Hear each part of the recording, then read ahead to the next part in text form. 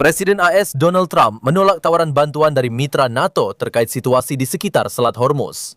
Sekarang, ketika situasi di Selat Hormuz sudah mereda, saya menerima telepon dari NATO yang menanyakan apakah kami membutuhkan bantuan. Saya bilang kepada mereka untuk menjauh, kecuali jika mereka hanya ingin mengisi kapal mereka dengan minyak. Mereka tidak berguna saat dibutuhkan. Macan kertas, tulisnya pada 17 April di media sosial Truth Social. Ini bukan pertama kalinya kritik terhadap aliansi datang dari Presiden Amerika. Pada awal April, Trump menyatakan bahwa ia serius mempertimbangkan untuk menghentikan keanggotaan negaranya di NATO karena sekutu Washington menolak mendukung Amerika Serikat dan Israel dalam perang mereka melawan Iran. Dan pada saat yang sama, Menteri Luar Negeri Marco Rubio menyatakan bahwa Washington akan meninjau kembali hubungannya dengan aliansi setelah perang. Dalam situasi ini, menurut laporan Wall Street Journal, negara-negara Eropa bersama Kanada sedang membahas pembentukan NATO versi Eropa. Selain itu, di bawah kepemimpinan Jerman, mereka mulai merancang rencana pertahanan Eropa tanpa Amerika Serikat. Publikasi tersebut bertepatan dengan tur Eropa Presiden Ukraina Volodymyr Zelensky yang minggu ini mengunjungi Jerman, Italia, Norwegia, dan Belanda. Tentang masa depan NATO, kita akan membahasnya sekarang juga bersama tamu pertama kita. Terhubung dengan studio adalah jurnalis dan pengamat internasional, Alexei Pichi. Alexei, selamat datang. Pertanyaan pertama, bagaimana menurut Anda, sejauh mana sebenarnya keberatan Trump terhadap mitra dan sekutu Eropa itu beralasan? Karena sebagai tanggapan, negara-negara Eropa bisa mengajukan dua argumen balasan. Pertama, mereka bisa mengatakan bahwa kami sedang terlibat dalam perang di Ukraina, karena Amerika Serikat saat ini tidak memberikan bantuan apapun. Kedua, mereka bisa mengatakan bahwa kami sama sekali tidak diberitahu tentang operasi yang sedang dipersiapkan di Iran. Kenapa kami harus membantu sebenarnya? Anda tahu, saya sudah sering mengomentari situasi ini, tetapi dalam konteks ini, terutama berdasarkan pernyataan terakhir dari Donald Trump, saya akan melihat kisah ini dari sudut pandang strategi politik. Karena sangat sering semua kritik Donald Trump terhadap mitra-mitra NATO, menurut saya, lebih ditujukan untuk audiens dalam negerinya. Kepada gerakan MAGA itu sendiri yang mulai sangat keras mengkritik Donald Trump, yang sebenarnya dulu berjanji untuk bersikap isolasionis, berjanji untuk fokus. Berfokus hanya pada masalah-masalah dalam negeri Amerika, bukan pada perang di seluruh dunia. Oleh karena itu, sekarang Donald Trump berusaha menunjukkan kepada para pemilih bahwa, lihat, saya benar-benar tidak ingin menghabiskan uang dalam jumlah besar untuk melindungi Eropa. Di sisi lain, Donald Trump sangat memahami proses-proses yang terjadi di Eropa. Dan kita benar-benar melihat proses paralel ketika Inggris, Jerman, dan Prancis pada dasarnya menjadi lokomotif dan membentuk koalisi mereka sendiri, yang bagaimanapun juga tetap akan terlibat dalam operasi untuk memastikan keamanan di Selat Hormuz, tetapi setelah perang berakhir. Jadi jelas bahwa negara-negara Eropa tidak berniat untuk terlibat langsung dalam perang itu sendiri. Tetapi setelah perang berakhir, mereka pada akhirnya akan dipaksa untuk terlibat di dalamnya, tepatnya dalam hal memastikan keamanan. Dan saat itu, Presiden Amerika bisa berkata, lihat, saya sudah bilang bahwa cepat atau lambat mereka pasti akan terlibat. Nah, sekarang mereka benar-benar terlibat. Nah, tekanan saya itu seolah-olah membuahkan hasil. Di sisi lain, kalau bicara secara hukum, ada dua pasal kunci dalam piagam NATO yang selalu dibicarakan semua orang. Itu adalah pasal 4 dan pasal 5. Dan pasal 4 itu, misalnya, bisa saja digunakan oleh Donald Trump kapan saja selama 1,5 bulan perang di Timur Tengah ini. Tapi dia tidak menggunakannya. Kalau Anda ingat, ketika ada drone tak dikenal, dalam tanda kutip, yang mulai terbang ke Polandia justru mengaktifkan pasal 4 piagam NATO, yaitu konsultasi. Artinya, itu belum mengharuskan siapapun untuk melakukan apapun. Tapi itu adalah langkah yang tepat ketika perlu duduk bersama sekutu dan berkonsultasi tentang apa yang harus dilakukan. Dan apa yang bisa diharapkan Polandia dalam situasi ini? Hal yang sama bisa dilakukan oleh Donald Trump, tapi dia tidak meminta konsultasi apapun. Saya bahkan tidak membahas pasal 5, di mana seharusnya semua orang harus turun tangan dan bersama Donald Trump pergi berperang melawan Iran. Jadi secara hukum, secara resmi, Donald Trump sama sekali tidak meminta bantuan kepada Aliansi Atlantik Utara. Dan apa yang dia nyatakan secara publik sebagai Presiden Amerika Serikat itu tidak memiliki bobot hukum yang besar, khususnya dalam konteks konsultasi dengan Aliansi Atlantik Utara. Jadi, semua yang terjadi di depan umum, Anda tahu, akan menyikapinya dengan sangat skeptis. Terutama apa yang dikatakan oleh Presiden Amerika, karena sangat sering pernyataannya sangat berbeda dengan apa yang sebenarnya terjadi. Dan pada kenyataannya, mari kita jujur dan terbuka. Negara-negara Eropa terlibat dalam perang melawan Iran karena di negara-negara Eropa terdapat pangkalan militer yang secara aktif digunakan oleh tentara Amerika. Ini termasuk negara-negara Eropa Timur, pangkalan di Jerman, pangkalan di Siprus, pangkalan di Inggris, dan sebagainya. Artinya, pesawat-pesawat itu pasti lepas landas dari suatu tempat. Pesawat pengisi bahan bakar mendarat di suatu tempat, dan pesawat-pesawat Amerika juga dirawat di suatu tempat. Dan mereka tidak hanya dilayani di pangkalan-pangkalan di Timur Tengah, seperti di Yordania dan sebagainya. Seluruh pesawat itu dirawat di pangkalan-pangkalan Eropa. Jadi, ketika Trump mengatakan bahwa mereka tidak membantu, itu bohong, itu dusta. Selain itu, Inggris dan Jerman juga mengadakan konsultasi dengan negara-negara Teluk Persia. Jadi, jelas.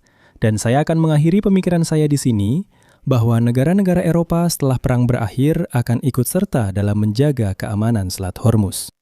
Oleh karena itu, saya rasa semua pernyataan Trump sama sekali tidak berdasar. Namun, mari kita pertimbangkan kepada siapa pernyataan itu ditujukan. Apakah pernyataan itu ditujukan kepada orang Eropa? Saya rasa tidak. Ini lebih merupakan upaya untuk konsumsi politik domestik semata. Komentar yang adil tentang pernyataan Trump. Kita sudah belajar dari tahun ini bahwa pernyataannya tidak perlu diartikan secara harfiah. Namun, dalam hal ini, menurut saya, pernyataan yang jauh lebih penting dan patut diperhatikan adalah dari Menteri Luar Negeri Marco Rubio tentang peninjauan kembali hubungan setelah perang. Peninjauan kembali hubungan pasti akan terjadi.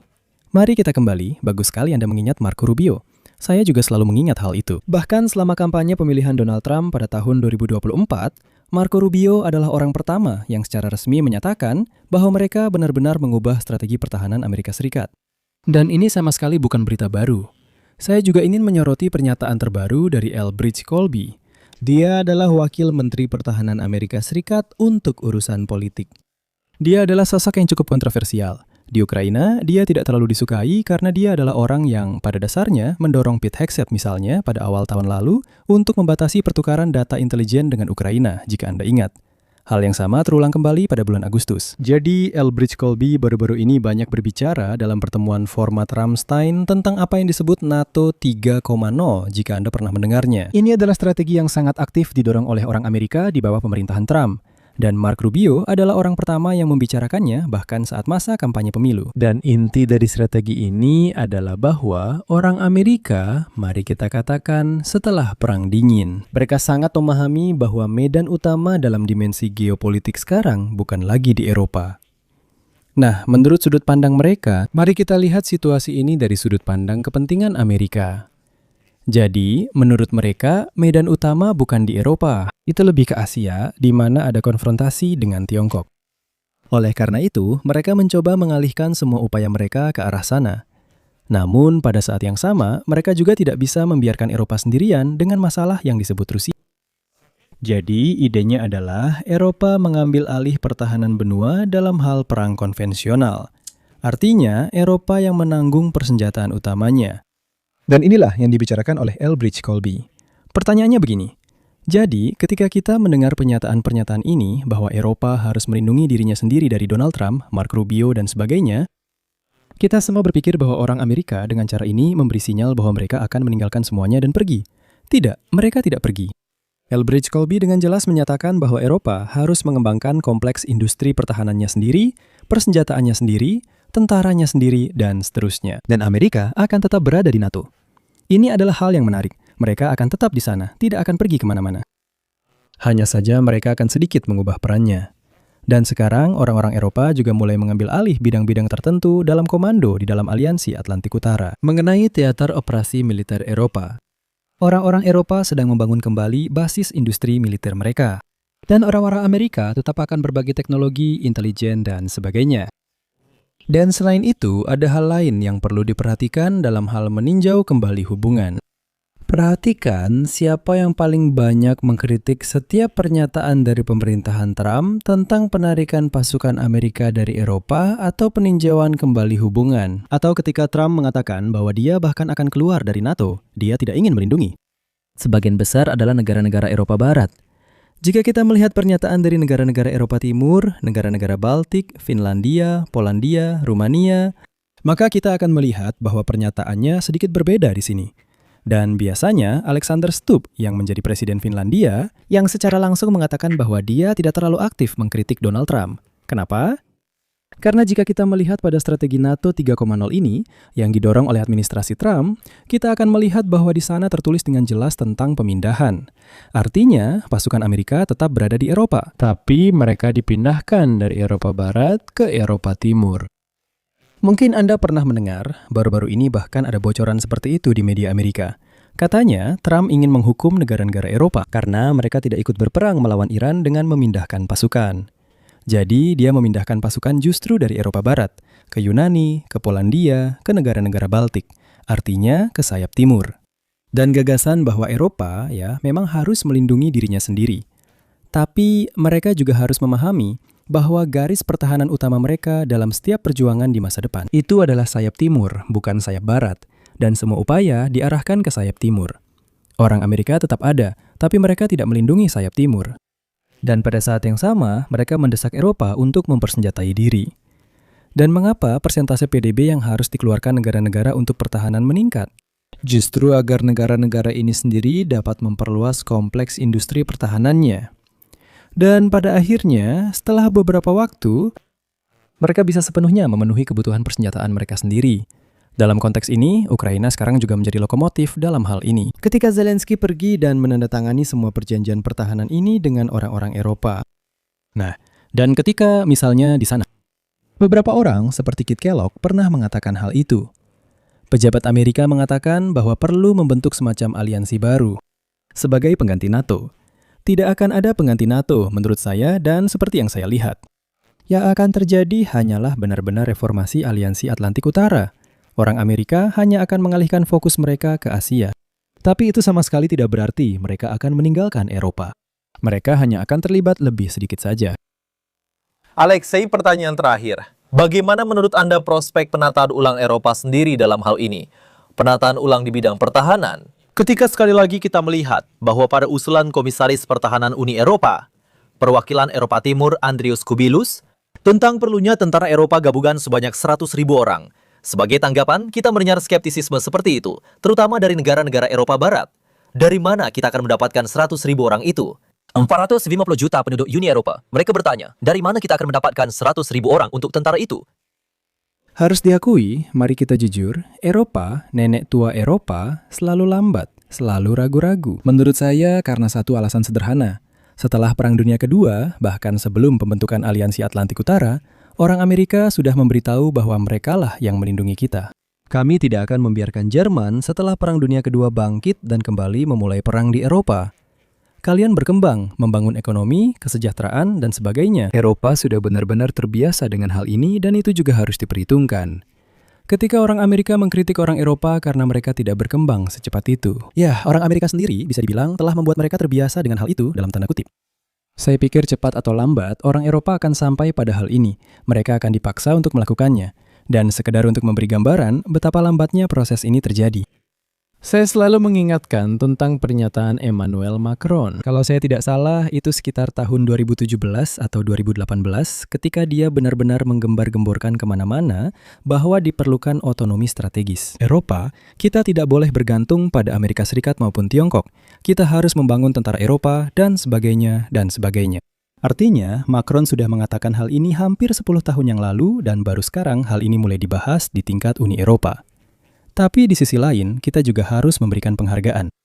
Sekarang di Uni Eropa, akhirnya mereka ingat bahwa dalam perjanjian pembentukan Uni Eropa, ada pasal 42 ayat 7 tentang pertahanan bersama. Dan di sana juga tercantum mekanisme yang sama persis, yaitu jika ada salah satu negara Uni Eropa yang diserang, maka semua negara Uni Eropa lainnya harus membela negara tersebut. Tidak ada yang pernah membicarakan hal ini, ternyata memang ada pasal seperti itu di sana.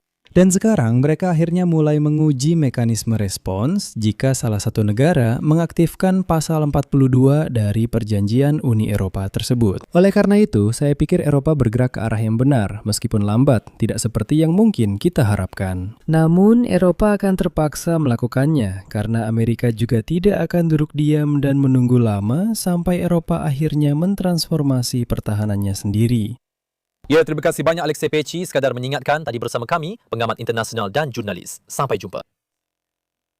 Dan jika Anda ingin mendukung kerja kanal YouTube ini, saya akan sangat berterima kasih. Hal itu bisa dilakukan melalui donasi, sponsorship di YouTube, atau berlangganan berbayar, misalnya di platform Patreon. Semua tautan dan detail ada di deskripsi video ini. Itu saja, jaga diri Anda, sampai jumpa. Lanjutannya.